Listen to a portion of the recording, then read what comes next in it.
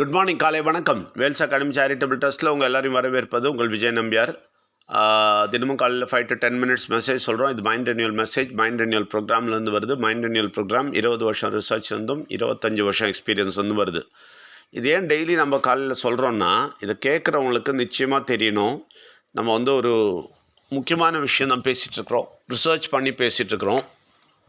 ஏனோ தானும் சொல்லலை.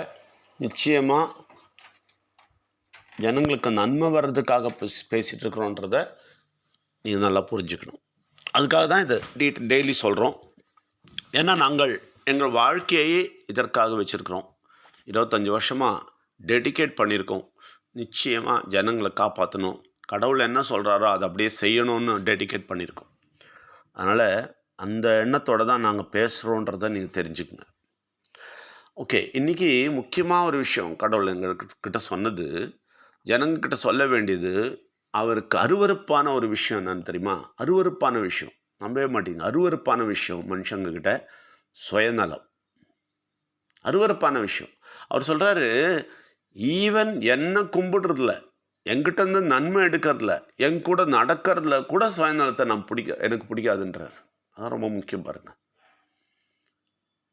என்னை கும்பிட்டுட்டு என்கிட்ட நன்மை எடுக்கிறதுக்கு கூட நிச்சயமாக சுயநலம் இருந்ததுன்னா அது எனக்கு பிடிக்காது அப்படிங்கிறார். சுயநலமாக இருக்கக்கூடாது அப்படிங்கிறார். சுயநலம் மாத்திரம் இருக்கக்கூடாது வாழ்க்கையில். ஈவன் கடவுளை பார்ப்பதற்கும் கடவுளிடம் நன்மை எடுப்பதில் கூட சுயநலம் இருக்கக்கூடாது. எவ்வளோ பெரிய விஷயம் பாருங்கள். அது எவ்வளோ பெரிய கஷ்டம் பாருங்கள். ஜனங்களுக்கு அதை ஃபாலோ பண்ணுறது ரொம்ப கஷ்டம். என்ன வேணால் பண்ணுவாங்க, ஆனால் சுயநலமாக இருக்காதுன்னு சொன்னால் வாயால் சொல்லிவிடுவாங்க, ஆனால் செய்யவே முடியாது.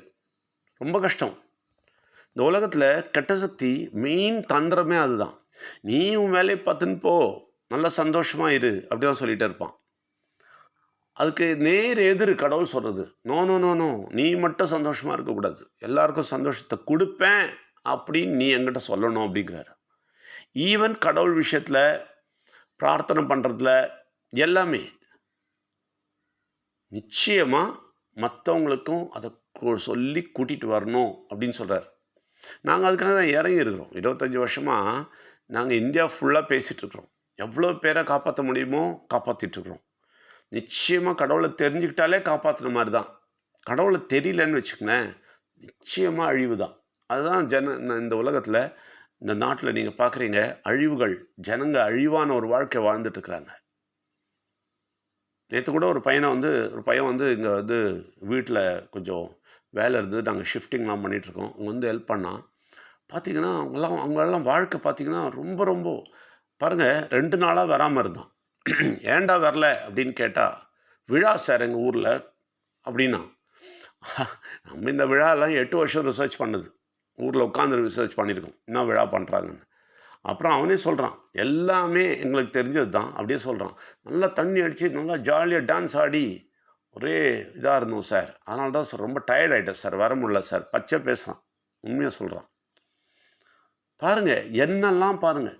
விழான்னு கொண்டாடி ஜனங்க வாழ்க்கையை கெடுத்து குடிச்சவராக்கின்னு இருக்கிறாங்க. அவன் வாழ்க்கையை பார்த்திங்கன்னா ரொம்ப கஷ்டத்தில் இருக்கான். நான் தான் சொன்னேன், நீ ஜாலியாக இருக்க பார்க்குறேன் சார் அப்படின்னா. ஜாலியாக இருந்துட்டு உன் வாழ்க்கையில் என்ன ஆச்சு அப்படின்னு கேட்டேன். ஏன் நான் இது சொல்ல வரேன்னா, ஒரு வேலைக்கு வர்றவனை கூட நான் விடுறதில்ல, கடவுள் விஷயம் சொல்லாமல் இருக்கிறதில்ல. ஏன்னா அவருக்கு அதுதான் பிடிக்கும். நீங்கள் தேங்காய், பழம், மாங்காய் கொடுக்கறத விட நீங்கள் ஒருத்தங்கிட்ட இதை சொல்லி ஒருத்தனை காப்பாற்ற பார்த்தீங்கன்னு வச்சுங்களேன், அவருக்கு ரொம்ப பிடிக்கும். நீங்கள் கொடுக்குற பெரிய காணிக்கை அது. அதனால தான் நாங்கள் எங்கள் விஷயத்தில் கூட நாங்கள் ஒரு பைசா நாங்கள் வாங்க மாட்டோம். எங்களுக்கு தேவையில்லை. கடவுள் எங்களை நல்லபடியாக வச்சுருக்கிறார். வேல்ஸ் அகாடமி சேரிட்டபிள் ட்ரஸ்ட் வச்சுருக்கோம். எவ்வளோ தூரம் நன்மை செய்ய முடியுமோ பண்ணிகிட்ருக்குறோம். அதில் மெயின் நன்மை என்னென்னா, யாரையும் விட்டு வைக்கிறதில்ல. நார்த்லேருந்து சவுத் வரைக்கும் எல்லாருக்கிட்டையும் கடவுளை பற்றி சொல்லிகிட்ருக்குறோம், சத்தமாக சொல்லிகிட்ருக்கோம். நேபாள் வரைக்கும் போயிடுச்சு, பூட்டான் போயிடுச்சு, மலேசியாவில் கொஞ்சம் பேர் கேட்டுட்ருக்குறாங்க. நிச்சயமாக சொல்கிறேன், அதுதான் கடவுளுக்கு பிடிச்ச விஷயம்.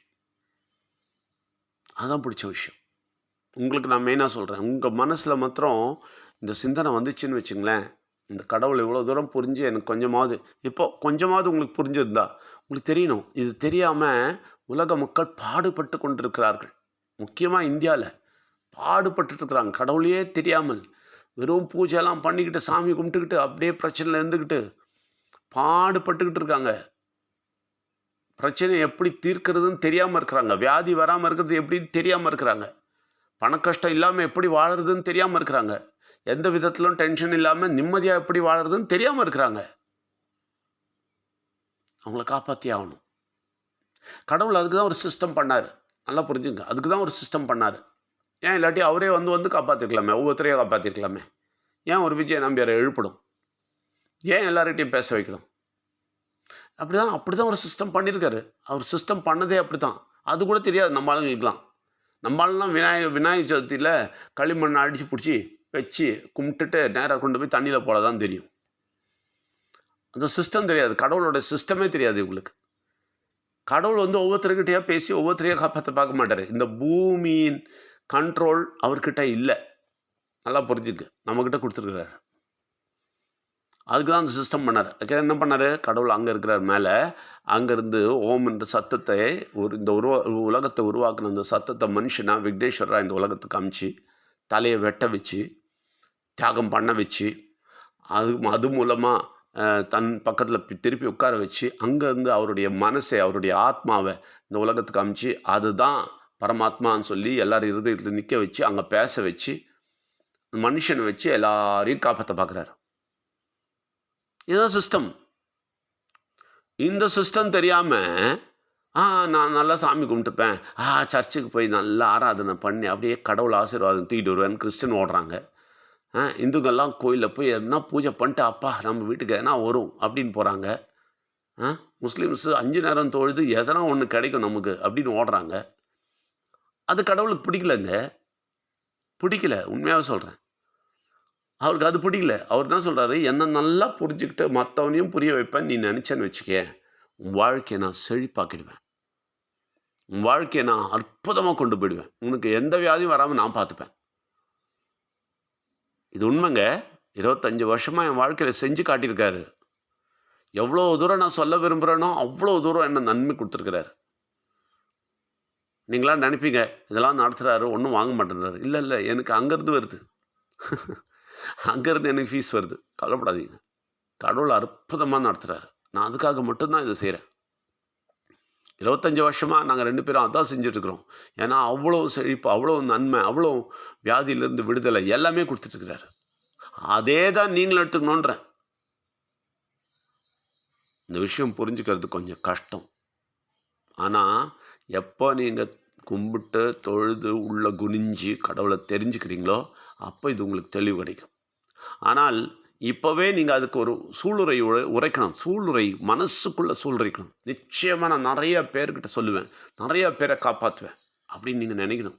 அதுதான் அவருக்கு கொடுக்குற பெரிய காணிக்கை. அது நீங்கள் சொல்லிட்டீங்கன்னா உண்மையாகவே இருதயத்துலேருந்து, சும்மா கடமையாலாம் சொல்லக்கூடாது, இருதயத்துலேருந்து உண்மையாகவே ஆசைப்பட்டு நீங்கள் நினச்சிங்கன்னா உங்கள் பிரச்சனையெல்லாம் தீர்த்துட்டு அற்புதமாக உயர்த்தி கொண்டு போய் உட்கார வைப்பார். ஏன்னா நீங்கள் அப்போ தான் சத்தமாக பேசுவீங்க.